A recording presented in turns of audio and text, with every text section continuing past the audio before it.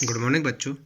आज हम paragraph number 6 पढ़ा रहे हैं। इसमें बता रहे हैं कि विलियम सी डगलस बताती हैं कि माई आर्म वर फुल, मेरी जो बाहें हैं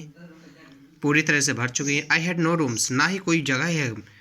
लेट लॉन्ग एनी नीड्स, ना ही मुझे अब बास्केट परचेस करने की कोई आवश्यकता है। For another basket, balancing my basket and fans on my left arm, और जो लेफ्ट आर्म्स है उसकी वजह में क्या है, पूरी तरह से पंखे और बास्केट की वजह से मेरा लेफ्ट हैंड बैलेंस हो चुका है, भर चुका है। I reached into my right coat pockets, और मैंने क्या हुआ अपने दाएं हाथ की पॉकेट में and got a handful of the change, कुछ एक हाथ डाल करके कुछ कॉइन्स निकाले। पर हेप्स 15 सेंट इन आल, लगभग उसमें से कितनी होगी 50 सेंट्स की एबव निकली। विच आई डिपोजिट्स इन द बास्केट, और मैंने उस डिपॉजिट माने जमा डाल देता है किसमें, वो जो 9 ईयर्स की बच्ची होती है उसकी टोकरी में। The young girl held the improbably before me, इसमें कह रहा है कि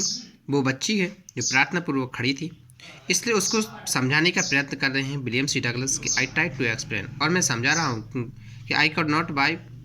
बास्केट, बट मैं उसकी आप टोकरी तो नहीं खरीद सकता हूँ बेटा। But action the gravity at the substance, लेकिन मैं क्या होता है बदले में कुछ उपहार तो दे सकता हूँ। I realized at once what happens I had given the child of 9 dressed in the raise,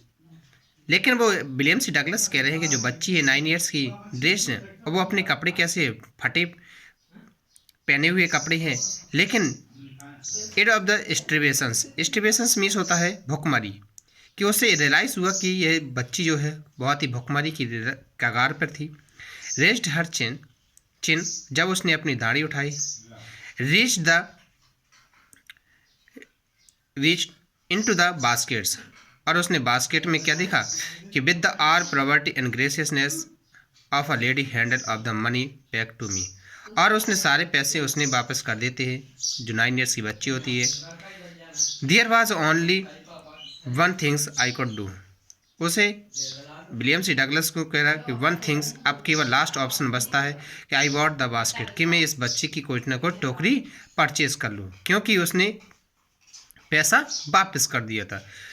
फिर इसके कारण से नेक्स्ट बता रहे हैं William C Douglas, she wiped her eyes, जब उसने परचेस करते तो she wiped eyes smile and dashed down to the platform, तो वह आँखों जो आंसू थे उसके पहुँचे, स्माइल उसने हंसी, डाउन द प्लेटफॉर्म, वो बच्ची दौड़ करके नीचे चली जाती प्लेटफॉर्म, और वो लगभग कहता है हैंडेड फॉर सम ग्रास हट the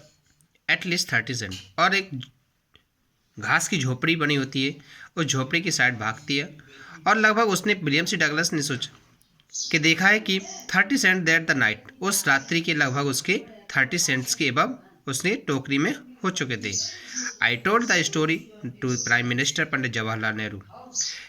I told him it was the one reasons I had the fallen in love with India। यह जो स्टोरी जो है विलियम सी डगलस बता रहे हैं कि पंडित जवाहरलाल नेहरू यानी कि first prime minister of India story बता रहे हैं कि इस कारण से मैं भारत देश के व्यक्तियों से, भारत के लोगों से मैं प्रेम करने लगा हूँ। Next paragraph, the people I saw the Indians those in village, और जो भी उसने देखा है कि पीपल्स लोगों को भारतीय जो लोग होते चाहे वो गांव के हों, as well as those high office, या फिर कोई भी हाई अच्छी ऊंचे पद पर बैठे हों, कहने का मतलब सरकारी नौकरी वाले भी, had both pride and the living scenes to decency citizenship, they also have the passion for the independence, वे सभी व्यक्ति क्या होते हैं बहुत ही अपने आत्मविश्वास से और एक अच्छे व्यक्ति। इस प्रकार से विलियम सी डगलस बताते हैं कि जो भारतीय व्यक्ति हैं, चाहे वो अच्छे गांव के व्यक्ति हों, चाहे वो अच्छे पद पर बैठे वाले व्यक्ति हों, सभी व्यक्ति बहुत ही अच्छे भावना के, अच्छे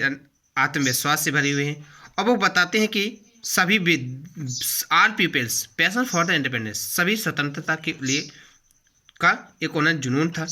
कि दिस ब्यूटी चाइल्ड्स, ब्यूटीफुल जो बच्ची होती है, born in the scholar the poverty uneducated, और वो बच्ची होती है जिसको ना ही कभी क्या होती हैं बोथ ग्रामर्स, ना ही ग्रामर का कोई भी नॉलेज होता है और ना ही कोई भी अनएजुकेटेड शिक्षित होती है, फिर भी वो व्यक्ति बच्ची होती है। I had given in the glimpse of the barn soul of India. फिर भी वो भारत की व्यक्तियों की आत्मविश्वास से भरी थी और एक इसी कारण से वो बच्चे से इम्प्रेसिव हो जाता है। William C Douglas.